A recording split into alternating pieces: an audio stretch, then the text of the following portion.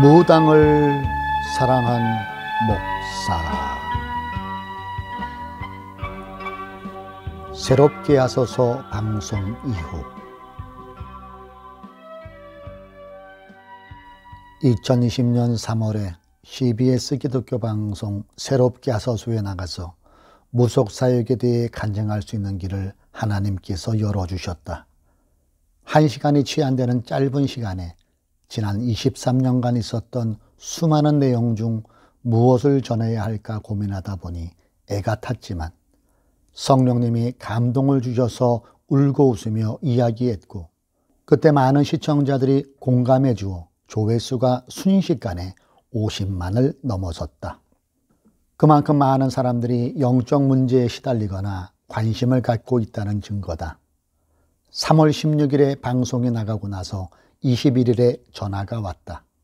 목사님, 저는 경기도 화성에 사는 무당인데요. 이 일을 한 지는 1년밖에 안 됐고 전에 저도 교회에 다녔거든요. 그런데 내가 신을 안 받으면 딸이 받아야 한다고 해서 어쩔 수 없이 무당이 되긴 했지만 1년 정도 해보니 이건 정말 아닌 것 같아요. 교회 다니던 옛날이 너무 그립고요. 여기서 탈출하고 싶은데 제 힘으론 신당을 못 치워요. 목사님, 와서 좀 도와주세요.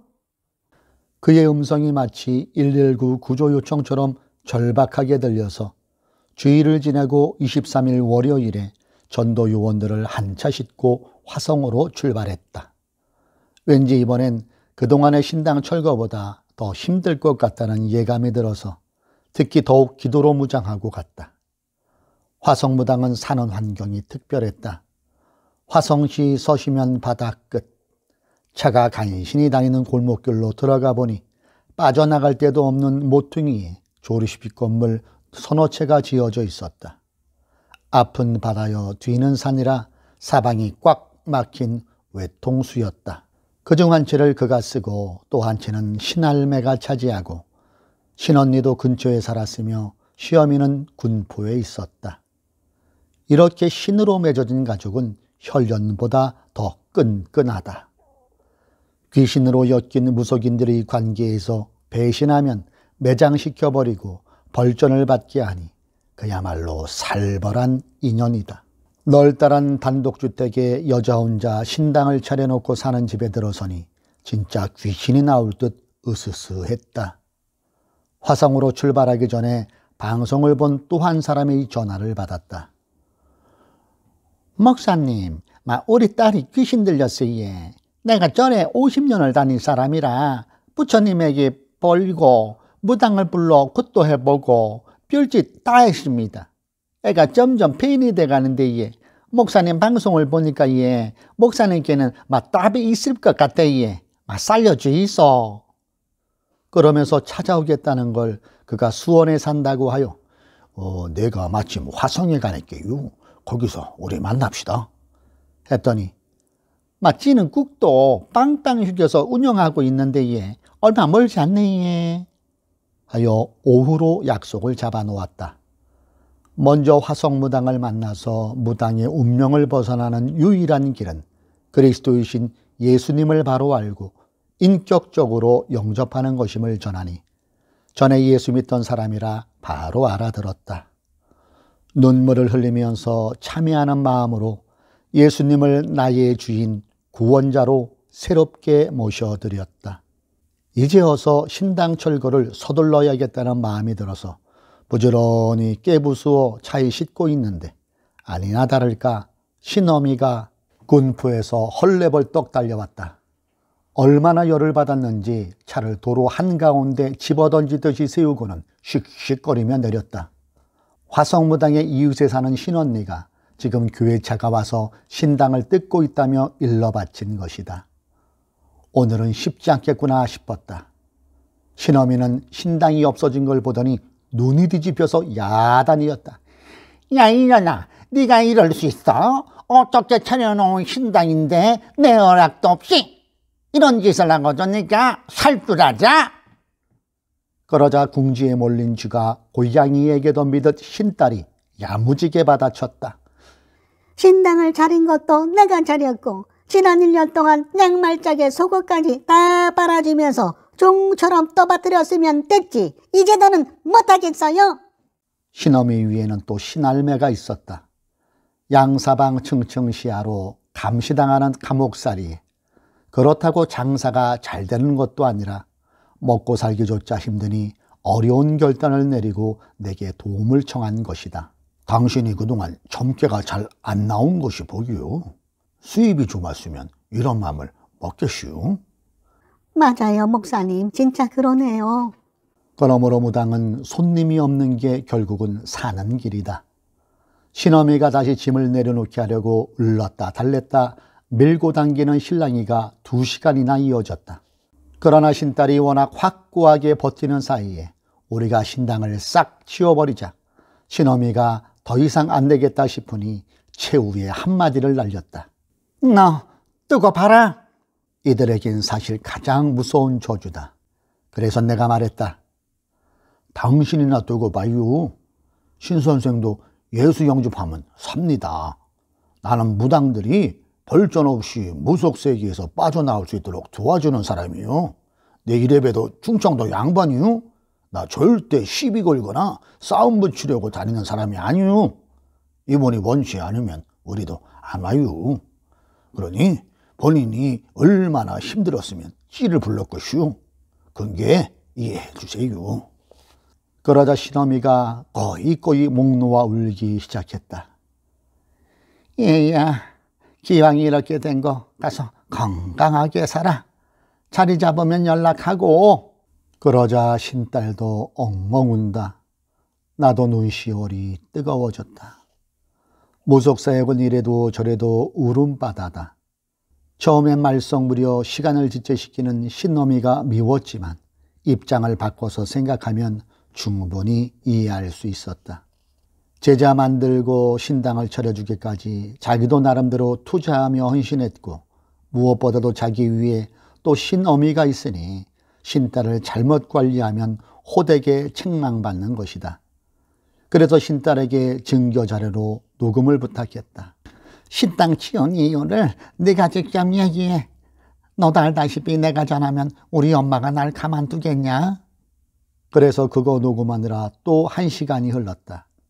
난리법석 끝에 드디어 일을 마무리 짓고 화성무당은 그동안 신당 차리느라 빌려 쓴 빚만 잔뜩 진 채 딸내로 들어갔다. 마침 딸과 사이가 예수를 잘 믿었다. 이 딸을 무당안 만들려고 엄마가 희생한 것이었다. 그러나 딸하고 오래 살 건 없이요. 신혼부부 가정인데 얼른 독립하세요. 내가 권했더니 다음날 전화가 왔다. 목사님, 나 병원에 취직했어요. 제가 원래 간호사였거든요. 전에는 수간호사로 일했지만 이제 그만큼 좋은 위치는 아니어도 만족할 만한 자리를 얻었어요. 아직은 제가 돈이 없어 목사님께 그 수고비를 끼치고도 수고비 한 푼 못 드렸네요. 몇 달만 벌면 기본 생활은 해결되니까 그때 돈 좀 드릴게요. 김자매, 나는 돈 필요 없슈. 자매만 잘 살면 돼요. 중요한 건 신당 철거했다고 다 끝난 줄 생각하면 안 되는 거예요. 예수님을 내 주인으로 확실하게 모시지 않고 살면 더 고약한 귀신이 다시 쳐들어올 수 있다는 걸 명심해요. 그땐 회개가 힘들어. 그러니 정신 바짝 차려서 이 핑계 저 핑계 대지 말고 죽었다 다시 살아났다 생각하고 예배생활 잘할 수 있는 교회를 정해서 믿음생활 충성스럽게 잘 서요. 그리고 좋은 소식이나 서로 주고받자고요. 네, 목사님. 명심하고 이제 진짜 그리스도인답게 살겠어요. 그렇게 잘 마무리가 되어 내 마음이 흐뭇했다. 귀신 들린 딸을 통해 구원받은 수원 가족. 화성무당이 신어미와 옥신각신하고 녹음까지 하느라 예상보다 2시간이나 지체되는 바람에 만나기로 약속한 수원 사람은 도로 주변에 주차한 채 한참을 기다리고 있었다. 부랴부랴 가서 만나보니 함께 온 30대 딸은 벌써 눈이 풀어졌고 정상 생활이 안 되는 중한 상태였다. 엄마가 딸을 고치려고 온갖 짓을 다 하면서도 아직 교회는 안 가봤단다. 목사님, 성당 다니는 친척이 있는데 사는 꼴을 보면 영 아니에요. 그래서 교회나 성당에 가보고 싶은 마음이 전혀 안 들더라고요. 그런데 목사님의 방송을 보니까 왠지 이분은 만나면 해결될 것 같다는 믿음이 들어서 전화했어요. 그러므로 전도는 예수 제대로 믿는 삶을 보여주는 게 중요하다. 특히 가족 전도, 친척 전도는 말보다 삶으로 하는 것이다. 한국 교회가 전도를 못하는 이유는 말은 잘하는데 삶이 본이 안 되어 그렇다. 시간이 없으니 복음의 핵심만 짧게 전했다. 이런 문제는 첫째, 인간이 범죄하고 하나님을 떠나 마귀에게 사로잡혔기 때문에 오는 거예요. 거기다 더 첨가해서 조상 중에 무당의 길을 간 사람이 있기 때문에 대물림으로 딸에게도 같은 증상이 오는 거고요. 답은 이런 문제를 해결하기 위해 이 땅에 오신 하나님의 아들 그리스도 예수님을 영접하는 거예요.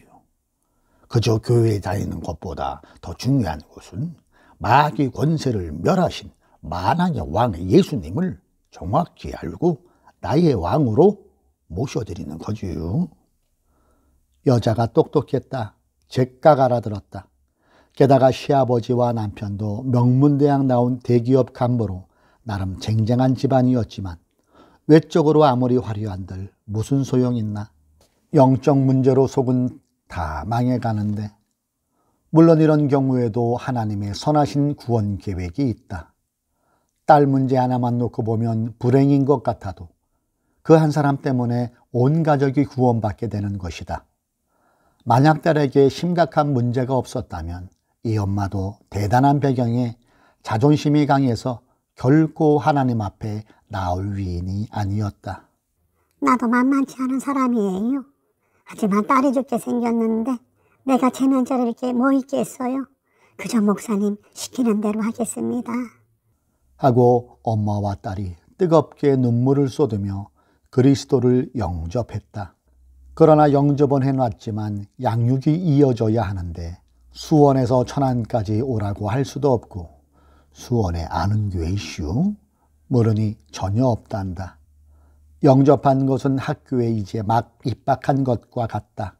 학생이 계속 학교를 다니면서 배워야 성장하듯이 영접 이후에 교회 생활이 잘 이어져야 믿음이 바로 선다. 이에 나도 연결해 줄 만큼 잘하는 교회가 없으니 힘들겠지만 당분간 천안으로 올 수 있겠냐고 물었다. 딸만 살릴 수 있다면야 어딜 못 가겠어요? 다음 날 그 엄마에게서 전화가 왔다. 목사님, 우리 아들이 동생 보고 야, 너 눈동자가 좋아졌다 할 만큼 딸이 하루 저녁에 벌써 달라졌어요. 딸도 그동안 어깨가 쑤시고 몸에 뭐가 스물대는 것처럼 기분 나쁘고 머리가 빠개질 듯한 두통이 있었는데 그런 증상들이 확 줄었다네요. 그래서 모녀는 월요일에 영접하고 바로 수요 예배부터 우리 교회에 나오기 시작했다. 지금도 주일 예배, 수요 예배를 꼬박꼬박 드리고 일주일에 한 번씩 양육 과정에 참여하면서 지금은 거의 정상적인 생활을 되찾았다.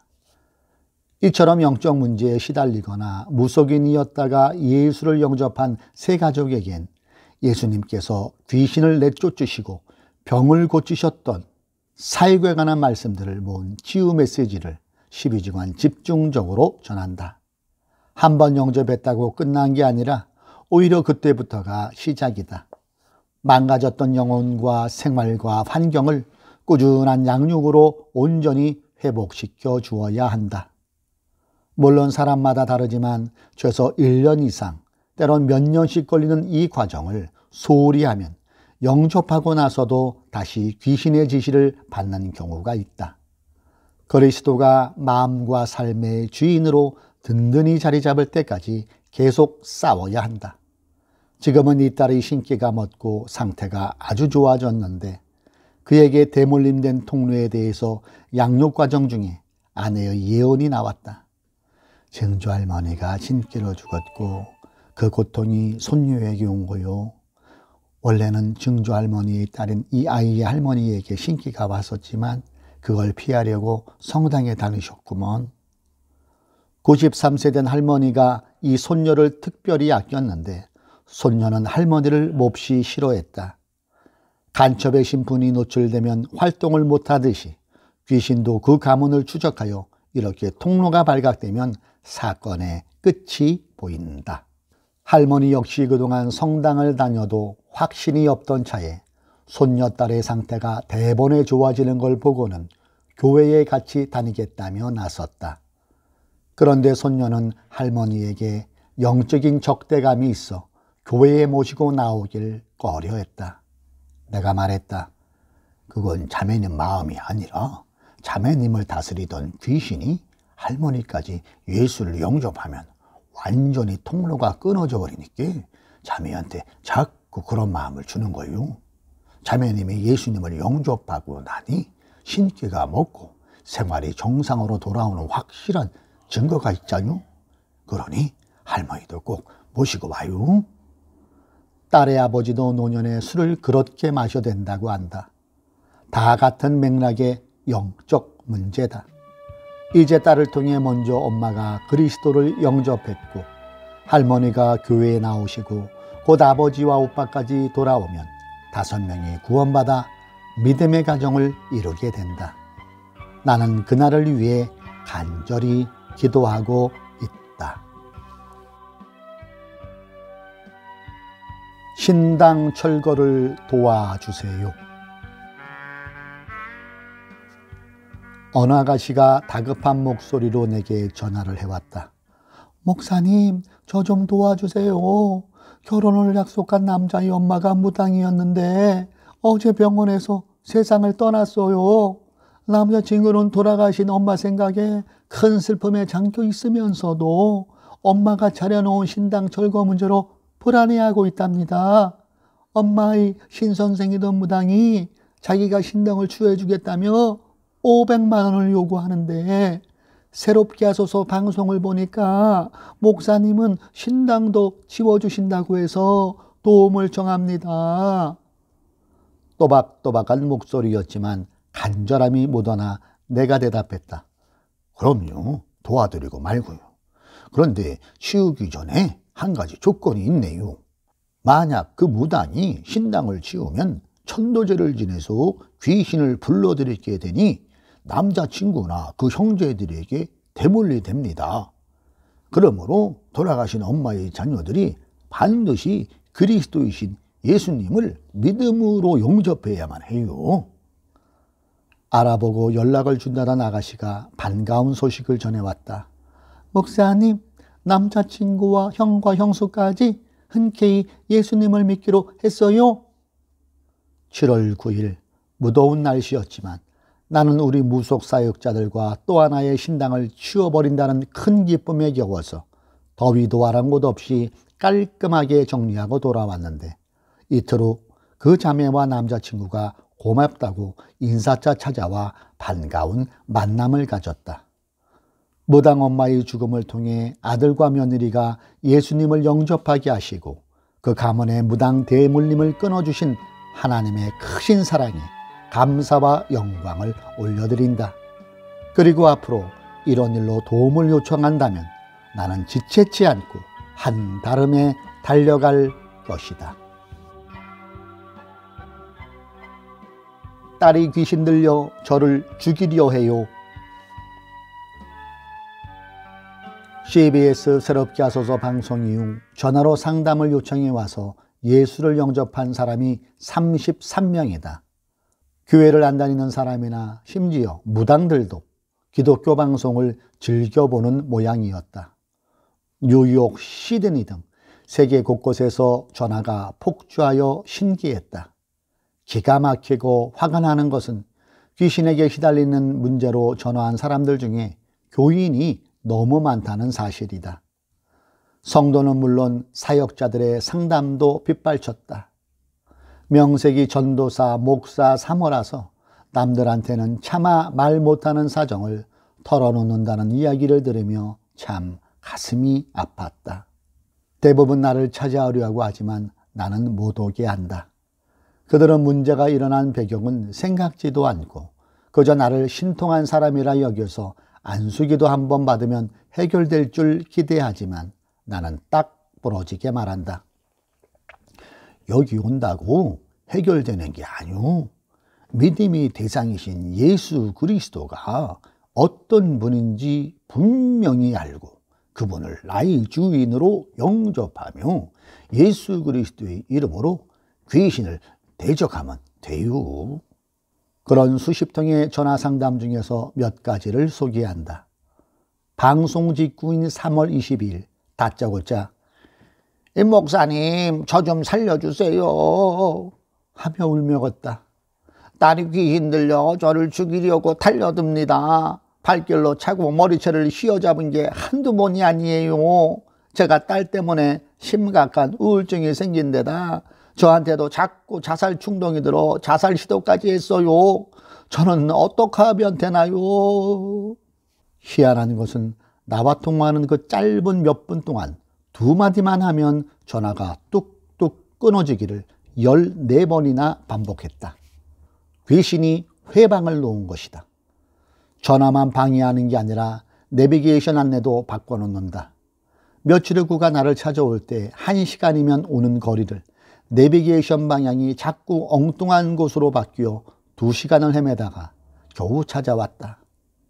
이런 현상들이 과학적으로는 설명이 안 된다. 통화가 제대로 이어지지 않으니 아예 전화를 안 받으려고 했는데 성령께서 절박한 사람이니 받아라는 감동을 주셔서 또 끊어지기 전에 얼른 비상처방을 전했다. 정신 바짝 차리시고 오늘 밤 기도하세요. 먼저 주는 그리스도시요 살아계신 하나님의 아들이십니다. 라는 신앙고백부터 하시고요. 믿는 자들에겐 이런 표적이 따르리니 그들이 내 이름으로 귀신을 쫓아내며 라는 말씀을 믿고 결박 기도를 하세요. 왕 대신 예수 그리스도의 이름으로 명하노니 폭력을 행하고 나를 죽이려고 하는 더러운 귀신은 내 딸에게서 떠나갈지어다. 내게 자살 충동을 주는 악한 귀신은 내게서 떠나갈지어다. 결박당할지어다.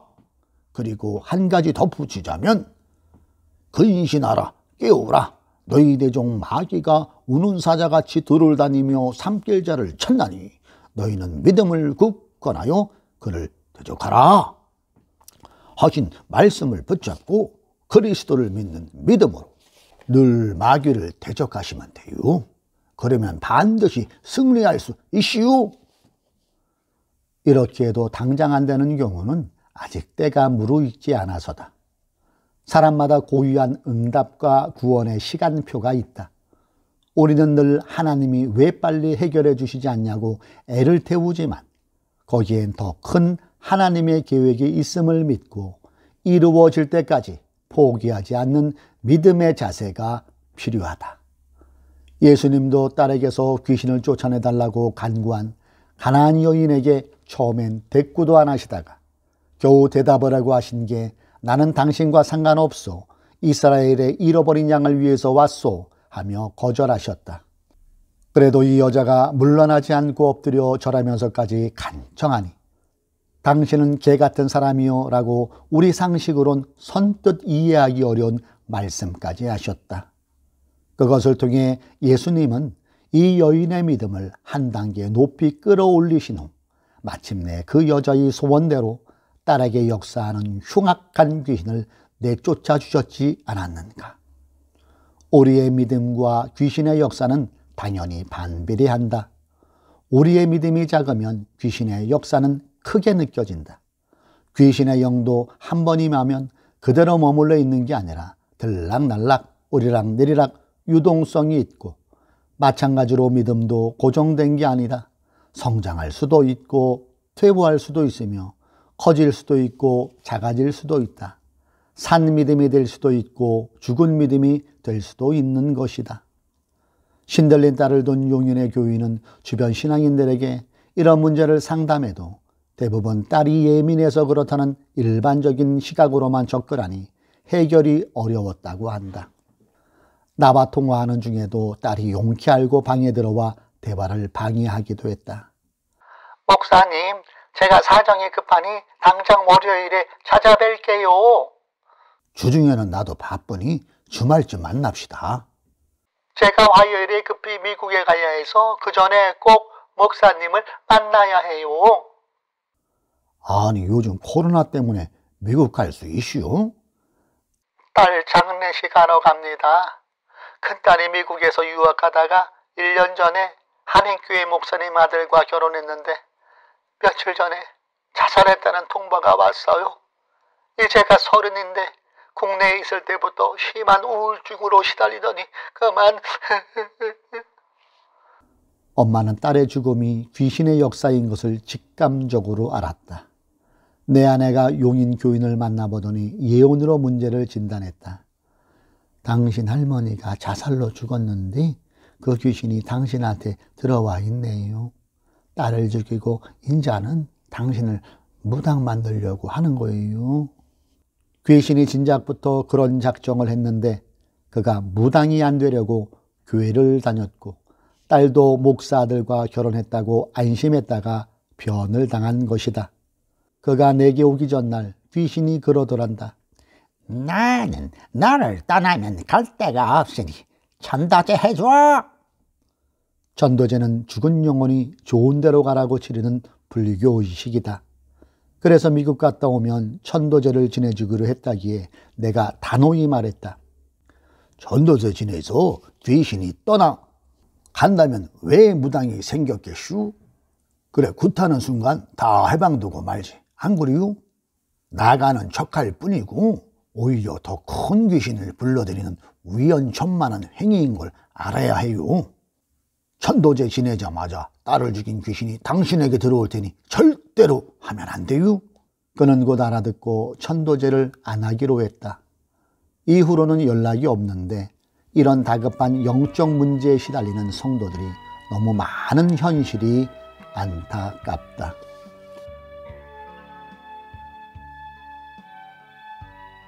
대물림 폭력 증세에서 해방된 목사의 딸. 대구에서 어느 사모님이 40대의 딸과 함께 찾아왔다. 남편 목사가 하도 폭력과 폭언이 심해서 결국 목회를 그만두고 시골로 내려왔는데 딸도 아버지와 똑같은 증상을 보이며 10년이 넘도록 감당하기 어려운 분노와 자살 충동에 시달린단다. 딸의 얼굴을 보니 눈덩이가 얻어맞은 것도 아닌데 포르등딩하고 입술도 새파란 게 공포에 짓눌려 있었다. 딸이 이혼하고 나서 다시 재혼 이야기가 오가지만 이런 증세가 있으니 결혼이 자꾸 막힌다며 하소연했다. 딸은 주일학교 교사도 했으나 그리스도가 어떤 분이신지 잘 모르고 있는 것으로 진단되어 그리스도 예수님의 역할과 권세에 대해 자세히 설명했다. 그리고 내 아내가 안수기도를 하는 중에 이 증세의 원인이 친가 쪽에서 내려오는 대물림이라는 것이 파악되었다. 사모님의 이야기를 들으니 시아버지가 객지를 떠돌다가 불량배들에게 둔기에 맞아 죽었는데 그때 역사한 폭력의 영이 아들과 손녀에게까지 이어져 내려오고 있었다. 내 아내가 딸에게 말했다. 당신이 10년 동안 부모에게도 누구에게도 속 시원히 말 못하고 혼자서 고통 또하는 채 울고 있었군요. 그러자 자매가 엉엉 대성통곡을 했다. 갑자기 발작이 오면 그러면 안 되는 줄 알면서도 나도 모르게 험한 말을 하고 폭력을 휘두르게 되더라고요. 왜 그런지 이유도 모르겠고 모두들 나만 탓하니 내 가슴에 시꺼멓게 쌓인 명이 있어요. 문제를 가져다주는 정체를 모르면 사람만 미워하게 된다. 사실 알고 보면 그 목사님과 딸도 피해자인데 엄마도 울고 나도 울고 다 같이 실컷 울었다. 휴지 한 통을 다 쓸 만큼 펑펑 울면서 가문의 귀신을 결박하는 기도를 하고 났더니 올 때 딸의 얼굴에 드리웠던 어두운 그림자가 온데간데 없어지고 불과 두어 시간 만에 밝고 화사한 원래의 얼굴로 돌아왔다. 얼마 후 사모님이 전화로 기쁜 소식을 알려주었다. 목사님, 우리 딸이 신기하게 완치되었어요. 9월에 찬양사역자 목사와 결혼해요. 목사님, 이 은혜를 무엇으로 갚아야 할지 모르겠네요. 정말 감사합니다. 어느 은퇴한 기도원 원장님은 크게 충격받은 일이 있은 후 40일이 넘도록 하루도 편히 잠을 못 잔다며 상담해 왔다. 수면제도 소용없단다. 믿음의 대상인 그리스도를 설명하고 예수님을 주인으로 모시는 영접 기도를 새롭게 하도록 한 후 결박 기도를 했더니 다음 날 전화가 왔다. 목사님, 40일 만에 처음으로 아침까지 깨지 않고 깊이 잠다운 단잠을 잤습니다. 고맙습니다. 이렇게 직접 만나지 않았지만 전화로 그리스도를 영접하고 결박 기도를 해도 치유된다. 중요한 것은 나를 만나는 것이 아니라 그리스도를 만나는 것이다.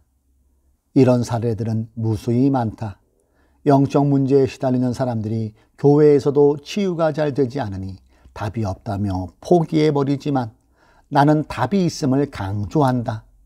하나님은 각자의 믿음대로 그리고 구원의 시간표에 따라 응답해 주신다.